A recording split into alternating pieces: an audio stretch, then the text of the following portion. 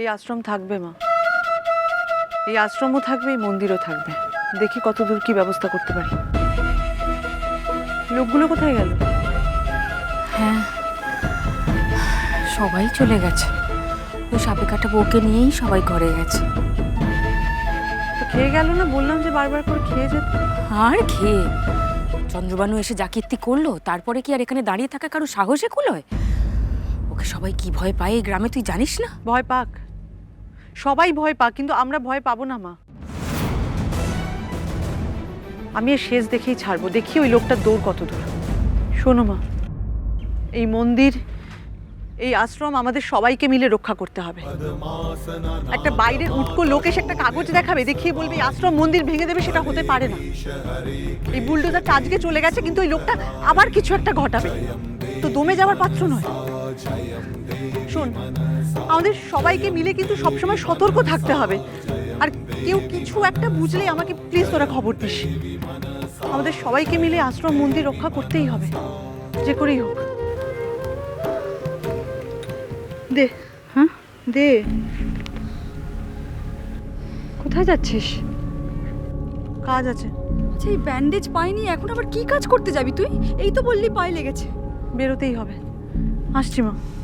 কোনো কথা তুই আজকাল শুনিস না, জানিস তো? তুমি কেন ওকে একটু বলছো না বলো তো? না, চাঁদ অত্যন্ত বাড়াবাড়ি শুরু করেছে। আজ একবার মহেশ্বরটির সঙ্গে কথা বলতেই হবে। এই তো আমার নাতি জয়জিৎ সাপে কেটেছে। ওর সাপে কেটেছে, সাপে কেটেছে। আমরা হাসপাতাল, নার্সিংহোম সব জায়গায় ঘুরেছি রেঞ্জার সাহেব, কিন্তু সাপে কাটার ওষুধ তো কোথাও পাইনি। আপনি দেখেন, আপনার কাছে সাপে কাটার ইনজেকশন ফিজেকশন থাকে আমি জানি। আপনি বার করেন, বার করেন। দেখছি, কিন্তু একটু সদরে নিয়ে গেলে ভালো হয়। আরে সদরে এখন তো যাওয়ার কোনো সময় হাতে নেই। আপনি দেখেন, শালা এখন আবার কে ফোন করে? দেখ তো। দেখি। হ্যাঁ, জয়জিৎ সাপে সাপে কেটেছে। বৌদি, বৌদি, চট করে আমার ওষুধের বাক্সটা নিয়ে এসো। যাও যাও যাও। বাবা, বাবা তাকাও বাবা। জয়জিৎ, জয়জিৎ, ঠাকুর, এই তো দাও। দেখুন তো কি হলো। এই ওকে কিন্তু বিষধর সাপে কামড়েছে। আপনার কি চাই এখানে? এ কি করছে এখানে? আপনার কি চাই? আমার মাথা ঠিক নাই, আপনি যান এখান থেকে। দেখুন, আপনার সাথে আমার যা অশান্তি সেটা এই ঘরের বাইরে। এই বাচ্চাটার প্রাণের সঙ্গে তার কোনো সম্পর্ক নেই, বোঝার চেষ্টা করুন। না, আমার কিছু বোঝেন নাই, আমার কিছু বোঝেন নাই। আপনি যেতে বলেন তো, যেতে বলেন। আমি এই বাচ্চাটাকে চেক করব। আচ্ছা রেঞ্জার বাবু, আপনি তাড়াতাড়ি চিকিৎসা শুরু করেন তো। সরুন। আরে শুনুন, মানে এটা কি? জয়জিৎ বাবা, জয়জিৎ, রেজা সাহেব, আপনি যা করার করেন, আপনি যা করার করেন। এর কোনো কথা আপনি আচ্ছা, এই বোকা লোকটাকে কেউ বোঝাও, আপনার নাতিকে সাপে কামড়েছে। আর তো কি? ওকে আপনি এইভাবে ফেলে রেখেছেন কেন? আপনারা দুজন প্লিজ একটু শান্ত হন। চন্দ্রবাবু প্লিজ। ললিতা, কেন আপনি আমাকে আটকাচ্ছেন এই কাজটা করতে? আমি বুঝতে পারছি না। আপনি তো রেঞ্জার, আপনি তো ডক্টর নন। কটা ভাইল দিতে হবে আপনি জানেন? আপনি অ্যান্টিভেনম দিতে পারবেন?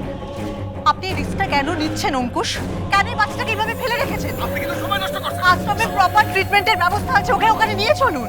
আমি কথা, রেজা সাহেব, সময় চলে যাচ্ছে। আমি দেখছি চন্দ্রবাবু, আপনার কথা যুক্তি আমি বুঝতে পারছি তরিতা, কিন্তু এখন এক্ষুনি একটা প্রাইমারি মেডিকেশন না করলে না আশ্রমে নিয়ে যাওয়া যাবে, না সদরে নিয়ে যাওয়া যাবে। আমায় প্লিজ, আমাকে এরকম আটকাবেন না। আপনার এই বাচ্চাটার প্রাণ নিয়ে ছিনিমিনি খেলছেন। আপনাদের যা ইচ্ছে তাই করুন।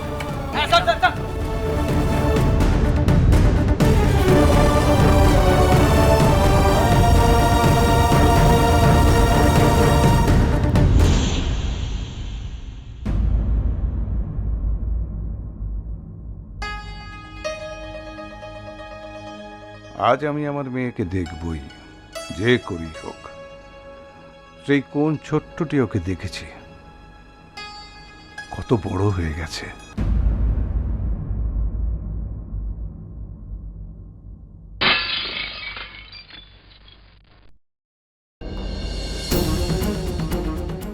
কি হয়েছে তোমার?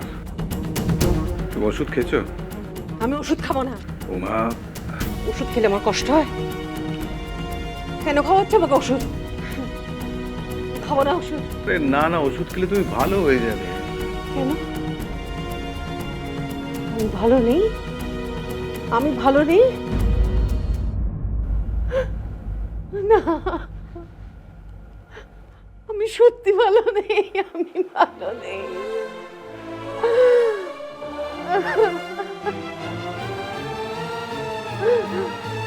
শুধুমাত্র তোমার জন্য আমি ভালো নেই।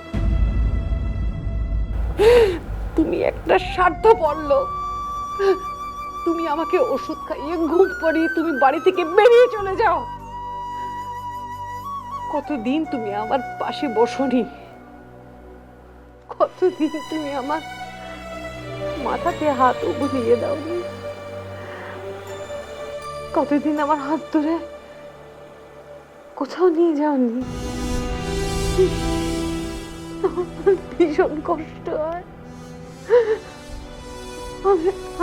আমি তো তোমাকে ভালোবাসি, তাহলে তুমি আর ওরা না, আমি যতই বলি যে তোমার কষ্ট হচ্ছে, আমাকে যেতে হবে, কিন্তু ওরা না তোমার কাছে আমাকে আসতেই দেয় না। ওমা, আমি তো আছি তোমার সঙ্গে। থাকবে তো? আচ্ছা, তুমি যেখানে যাচ্ছ না, আমিও সেখানে যাবো। আমি এখানে থাকবো না, আমি ওদের কাছে থাকবো না।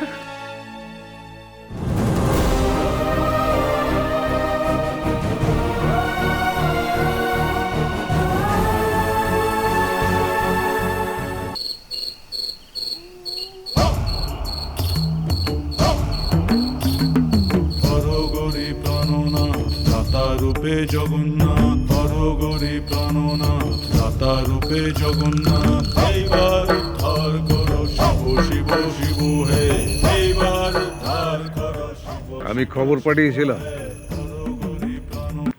পেয়েছো? আপনার সঙ্গে আমার কিছু কথা আছে। আজকে অন্য কোনো কথা হবে না। আর হ্যাঁ, আজকে তোমার কোনো বারণও কিন্তু আমি শুনতে আসিনি। আমি তো কিছু বারণ করিনি আপনাকে, কিন্তু আমার সত্যিই কিছু কথা আছে আপনার সঙ্গে। কি কথা? আপনি নিশ্চয়ই খবর পেয়েছেন যে আপনার প্রিয় শিষ্য কোনো এক সরকারি প্রজেক্টের জন্য সরকারি ফরমানা হাতে নিয়ে আজ বুলডোজার নিয়ে আমার আশ্রম, আমার মন্দির সব ভেঙে গুঁড়িয়ে দিতে এসেছিল।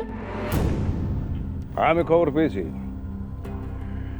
আমি খবর পেয়েছি, কিন্তু এসব কথা বলার জন্য আমি আজকে আসিনি। এইসব কথা পরে হবে, অন্য কোনো দিন, অন্য কোনো সময়। কি করে কেউ এতদিনের আশ্রম ভেঙে গুঁড়িয়ে দিতে পারে? এত প্রাচীন মন্দির। অবশ্য বাপমা মরা মেয়েগুলোর জন্য এর থেকে বেশি আর কি বা হবে। তবে আপনার মনে হচ্ছে নাকি আপনার শিষ্য একটু বেশি বাড়াবাড়ি করছে?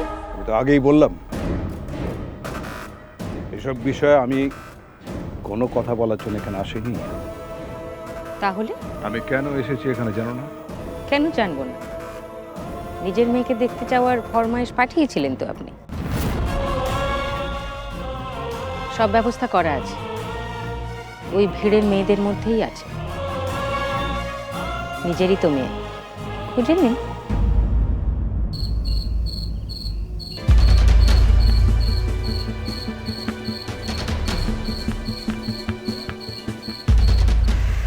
কি যে করে সারাক্ষণ, কোথায় যাচ্ছে কি করছে একটা খবর দেওয়ার পর্যন্ত। ফোনটা ধরে একবার বলে দিলেই তো হয়ে যায় যে কোথায় আছে, তাহলেই সমস্যা মিটে যায়। যত রকম অশান্তি। না, আসুক একবার। কি ব্যাপারটা কি? হ্যাঁ, ফোনটা কেন ধরছিস না বলতো? তুই ফোন করেছিলি নাকি? আরে করেই তো যাচ্ছি ফোন। আরে আমি তো ফোনটা ঘরে ফেলে রেখে এসেছি। আশ্চর্য তরিতা, চারিদিকের এই অবস্থা, দুশ্চিন্তা হয় বুঝিস না নাকি? একটা ফোন না ধরলে তোর দুশ্চিন্তা কেন হচ্ছে নেত্রা? তাহলে হবে না আর কি। এবার জামা কাপড় পাল্টে তাড়াতাড়ি বেরো, আমাদের বেরোতে হবে। কোথায় বেরোবো? সেটা বলছি পরে, খুব দরকার আছে, তাড়াতাড়ি বেরোতে হবে, চল। আরে